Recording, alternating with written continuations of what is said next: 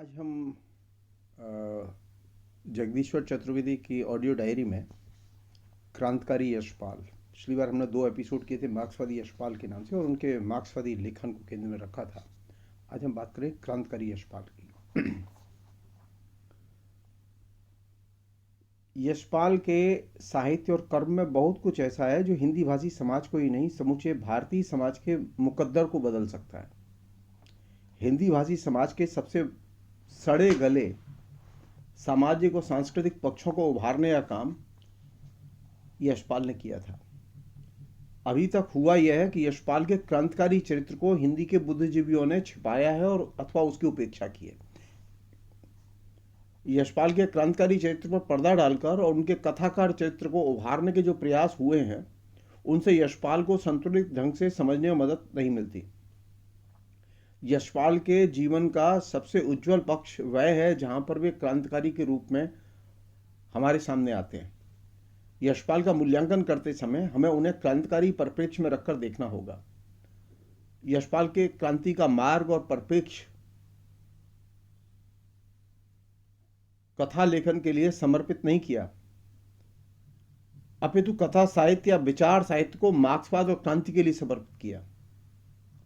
यह कार्य उन्होंने ऐसे समय में किया जब कम्युनिस्टों पर सबसे ज्यादा हमले हो रहे थे, मार्क्सवाद के प्रति हिंदी लेखकों में मोहभंग हो रहा था, प्रगतिशील लेखक संघ का विघटन हो चुका था, आम लेखकों में सत्ता के प्रति रुझान बढ़ रहा था। यह अचानक नहीं है कि जब देश में कम्युनिस्टों को गद्दार कहा जा रहा था, उसी वर्ष यशपाल की प्रसिद्ध कृति गांधीवाद की सब परीक्षा आई।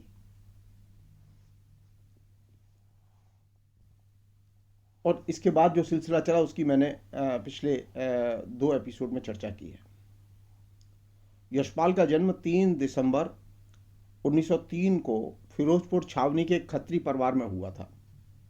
परिवार, शिक्षा और सामाजिक परिस्थितियां किस तरह व्यक्ति के नजरिए का निर्माण करती हैं और साहित्य, संस्कृति, राजनीति और आर्थिक सवालों पर लेखक के रुख को तय करती हैं, इसे जानने के लिए यशपाल के जीवन के उन उज्जवल पक्षों पर गौर करने की जरूरत है जिन्होंने उनके क्रांतिकारी व्यक्तित्व के निर्माण में महत्वपूर्ण भूमिका अदा की। आर्य समाज का शैक्षणिक प्रवेश, स्वाधीनता संग्राम और क्रांतिकारी आंदोलन के वैचारिक प्रभाव के कारण क्रांतिकारी यशपाल का व्यक्तित्व बना।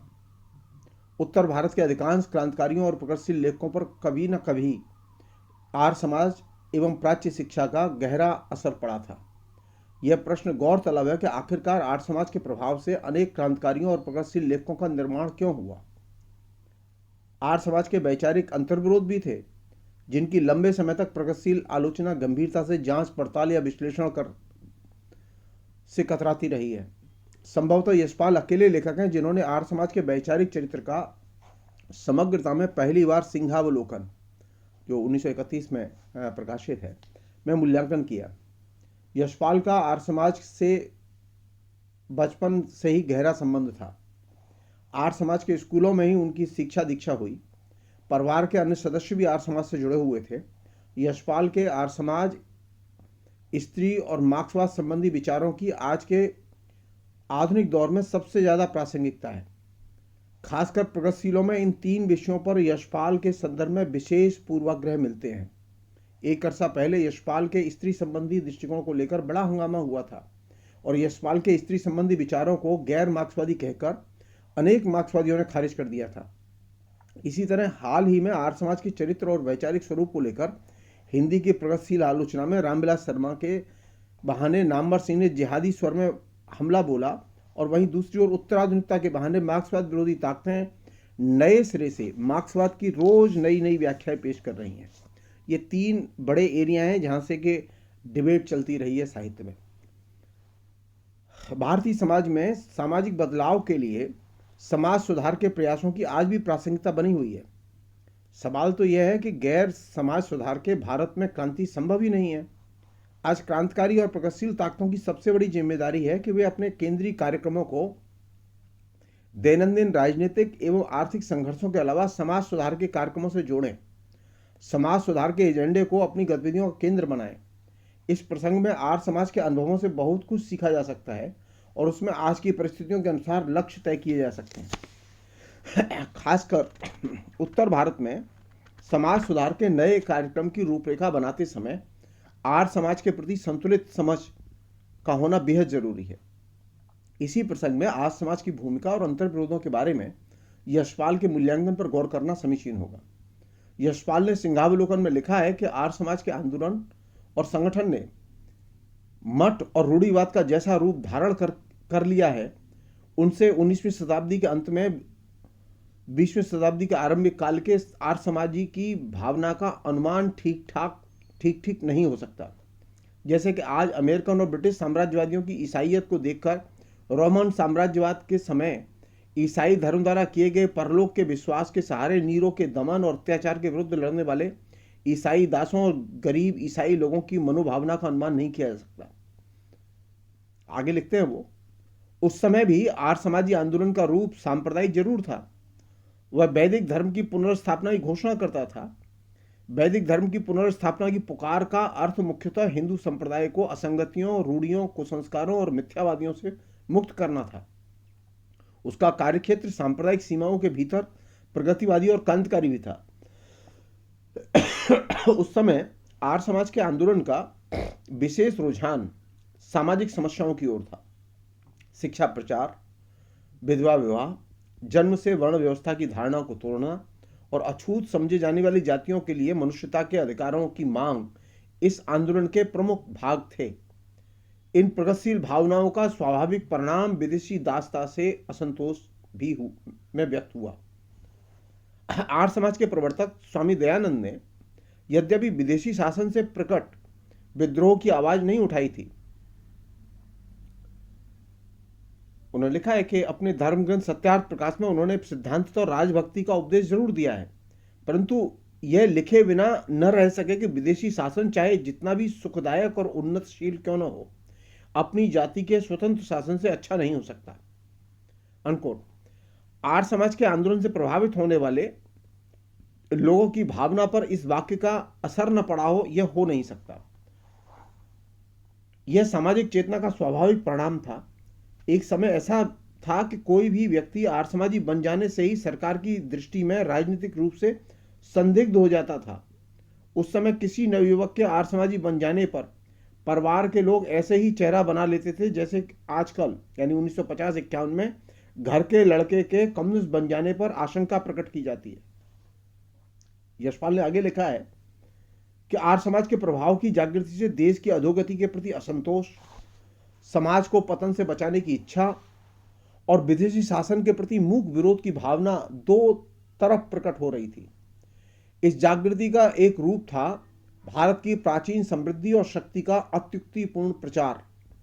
इसका अभिप्राय था अपने देश और समाज को हीन न समझकर आत्मविश्वास का भाव पैदा करना। अपने समाज की श्रेष्ठता के विश्वास का अर्थ था अपने समाज में गिरी हुई अवस्था से उन्नति करने का साहस उत्पन्न करना।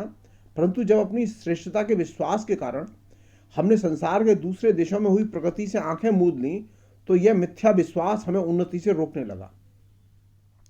यशपाल ने आगे लिखा है कि आर्य समाज द्वारा उत्पन्न की गई सुधार भावना का दूसरा रूप था विदेशी सरकार के नियंत्रण से मुक्त अपनी शिक्षण संस्थाएं स्थापित करना।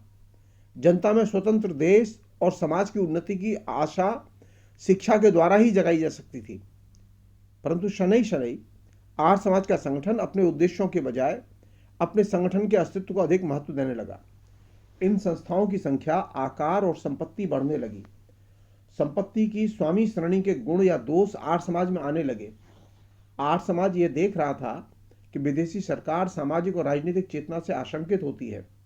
अंग्रेजी सरकार भारत की जनता को केवल सांप्रदायिकता के क्षेत्र में स्वतंत्रता देने के लिए तैयार थी।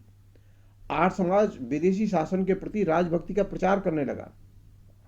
उन्होंने विदेशी शासन के कोप से बचना आवश्यक समझा।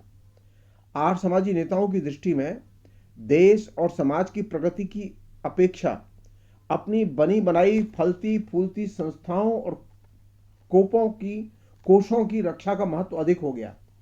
विदेशी शासन के प्रकोप से अपनी संस्थाओं और संगठन की रक्षा करने के लिए आर्य समाज अपने कार्य को सांप्रदायिकता का गहरा रंग देने लगा।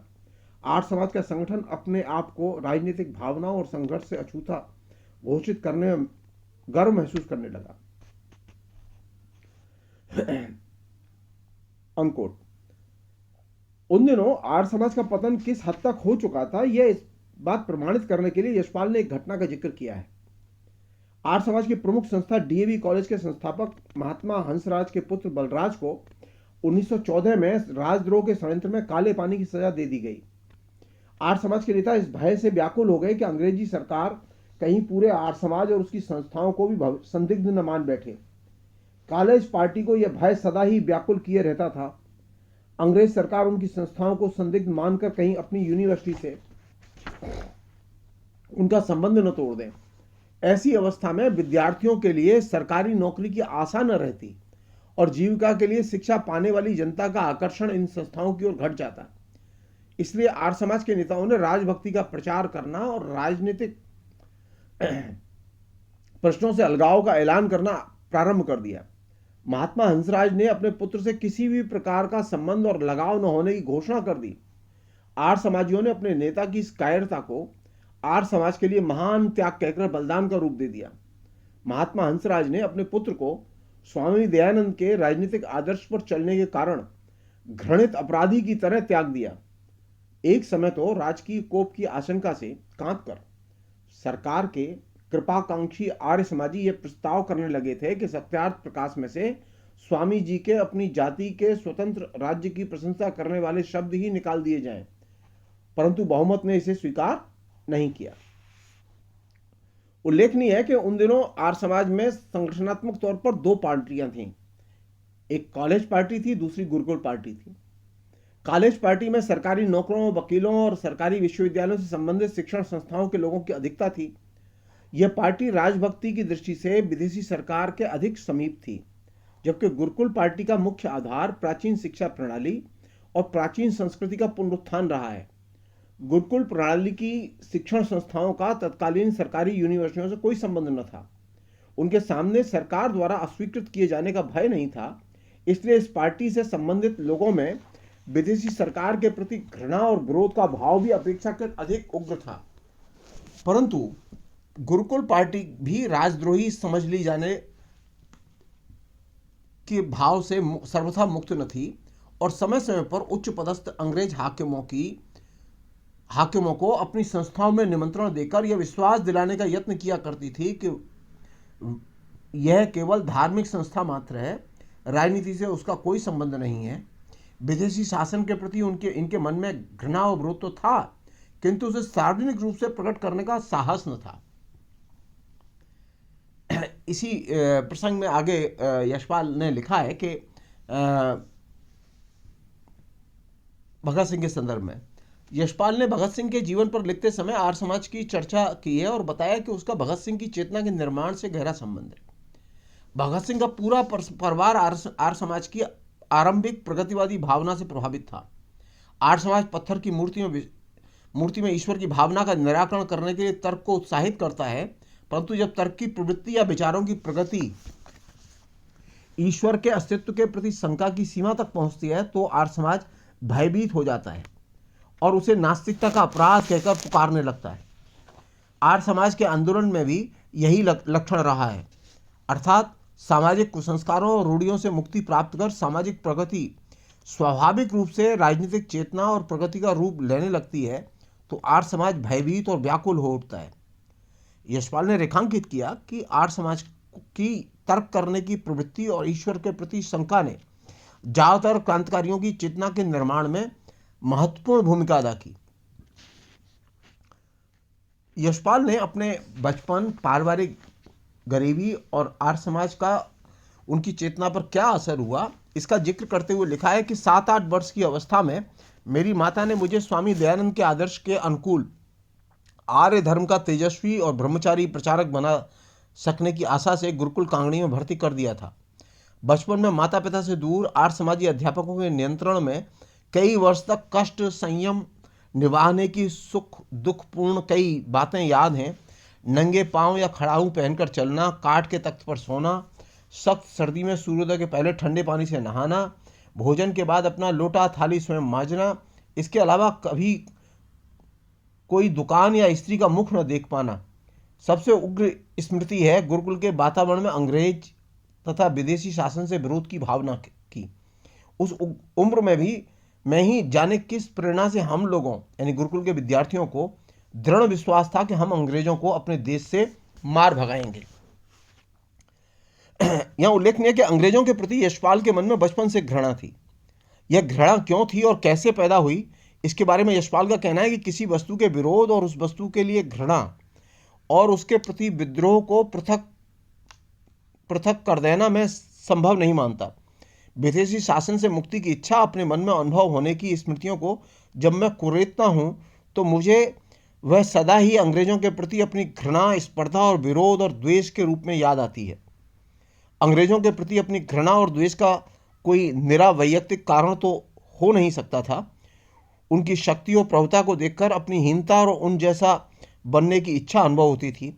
अपने लिए वैसा अवसर न होने और अंग्रेजों का आतंक और प्रभुता अपने ऊपर अनुभव करने से यह घृणा और द्वेष जातीय रूप में अनुभव होते थे। उन्होंने आगे लिखा कि अंग्रेजों के प्रति बचपन से ही अपने मन में अनुभव होने वाली घृणा और द्वेष को मैं अपना वैयक्तिक या स्वभावगत दोष मानने के लिए तैयार नहीं हूं।